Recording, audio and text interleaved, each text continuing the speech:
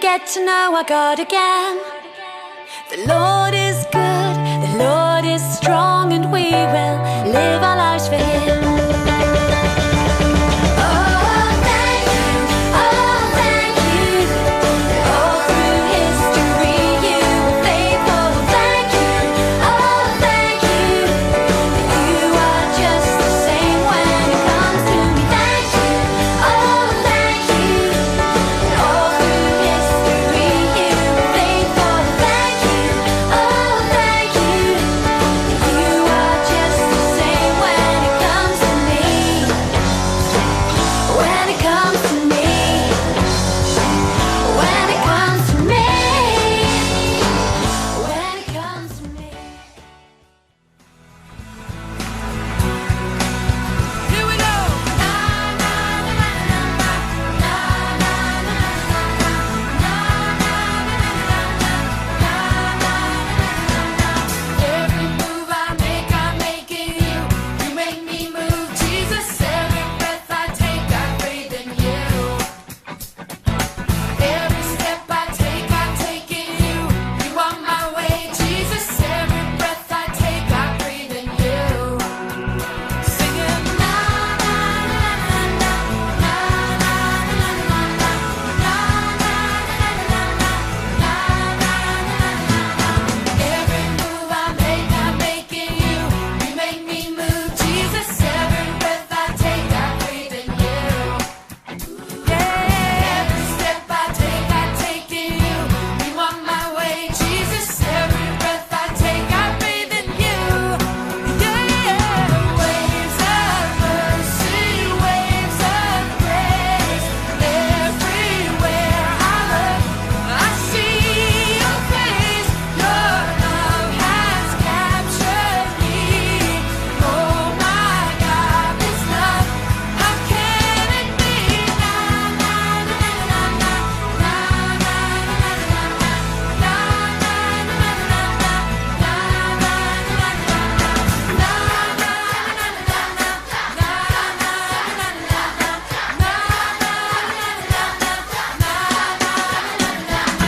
Every move I make, I'm making you.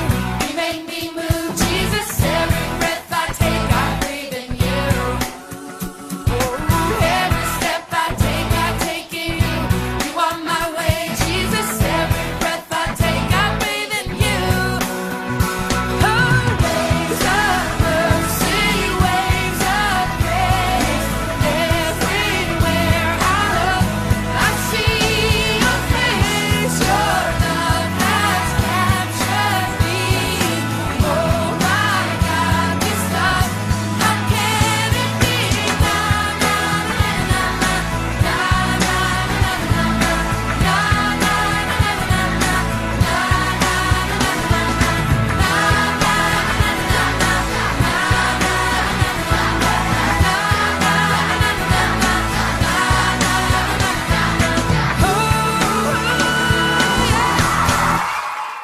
So today's story requires your imagination.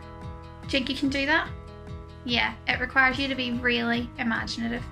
Okay, close your eyes and I want you to imagine that it is a beautiful summer's day and you decide to go out rowing in your little rowing boat or maybe a kayak. You go out on the lake and you're rowing and rowing and rowing and you can smell the sea and feel the sun on your back and it's just beautiful. But suddenly your boat hits a rock and you think you're going to be okay, but then you realise that there's water coming into the boat and it's starting to sink. So you realise that what you're going to have to do is pull your life jacket and float to land. When you're floating, you get a glimpse of the land that you're about to arrive on and you can see that it has beautiful green trees. It's full of lots of different types of trees, beautiful orange and red flowers, and as you get closer you can start to smell them. The beach has a beautiful yellow sand on the edge of the sea, and as you rock up, it's warm because the sun's so warm. When you land on the island, you realise that there's birds everywhere, lots of parrots, red and yellow and blue and grey, and you can hear them singing. After a little while exploring the island, you realise that you're very, very hungry. But oh no, all your supplies were on the boat. What are you going to do? You could try the palm trees. Their leaves are a bit too chewy. You try the sand, but it's way too dry and crunchy. You start to look around the island to see what sort of things you could eat. You try all the different plants, but nothing's going to work. Oh no, you're getting really, really hungry now. You're starving. What are you going to do? What's that? There's something falling from the sky. Watch out, watch your head. When you lift it up and open your eyes, you realise it's a loaf of bread.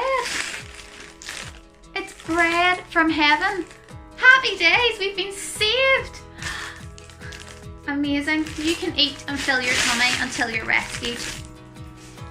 Today's story from the Bible is about a big group of people who received bread from heaven as well. This story is found in John. You see, a long time ago, whenever Jesus was on earth doing lots of miracles, people would follow him to see what he was going to do and to hear what he was going to say.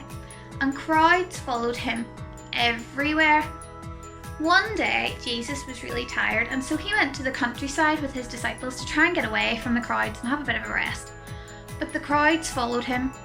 So Jesus taught them and spoke to them all day into the night. And suddenly the crowds realised they were starving too. They were so hungry, but they didn't have any food. So Jesus performed the most amazing miracle. You see, he took 5 of these loaves of bread and 2 fish that a little boy gave him. And with that, he was able to feed all 5,000 people who were there. Isn't that amazing? It was such a big miracle that people actually went home full. Their tummies were full. Now, you've probably heard that story before, but there's a second part to that story. You see, after performing the miracle, Jesus and his disciples got on their little boat and they rowed across the Sea of Galilee. We call it a sea, but it's really more like a big lake. And they wanted to get away and get the rest that they didn't get that day. But the next day, the crowds came looking for Jesus. They liked what he'd had to say and they found it quite interesting, but really, they loved that he gave them free food. It was great, so they went looking for him to see if he would maybe perform that miracle again. They looked everywhere, but they couldn't find him. They went to the countryside place, and suddenly someone remembered. Oh, the disciples rowed across the Sea of Galilee last night. Maybe Jesus did too. So the crowds did that too. So they got in their little boats and they rowed and rowed and rowed and rowed and rowed until they reached a town called Capernaum. Who do you think they found when they got to Capernaum? Yes, you're right, they found Jesus. And when they got there, they said to Jesus, "We have been looking for you everywhere. Where have you been? When did you get to Capernaum?" And this is what Jesus said. Jesus said, "You've been looking for me very, very hard, but not because you believe in me. You're just hoping that I'll give you some free food. You need to believe in me." The crowds were a wee bit cheeky and they came back and said to him, "Well, maybe if you give us free food, we will believe in you." How rude. Jesus responded very calmly and he said, "Actually, you have. You've been given the bread of life." And he told them that God had given them him. He said, "I am the bread of life." Wow. But what does that mean? You see, if you had been on a desert island and you had really received a nice big loaf of crusty bread from heaven, you would have probably been wondering where on earth it came from. And that's a wee bit like Jesus. God sent Jesus to earth. And these people didn't really care about him. They didn't really care about where he came from. They just wanted the free food. But just like if you were really on a desert island and you had this bread, it would keep your tummy full and it would keep you alive and keep you going until it was time to be rescued. Jesus does that for our hearts, for our souls. Jesus keeps us going. You see, God sent Jesus to take away our sins so that we could have a relationship with him. And Jesus does that. He sustains us, He keeps us going, and He feeds our hearts and gives us things like love, joy, peace, patience, all of those things. And that's what Jesus was trying to tell those people.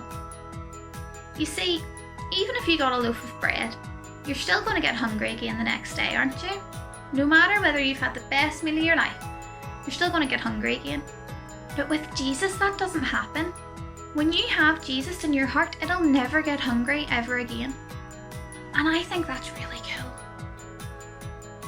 Over the next few weeks, we're going to be looking at some other statements where Jesus used this I am phrase.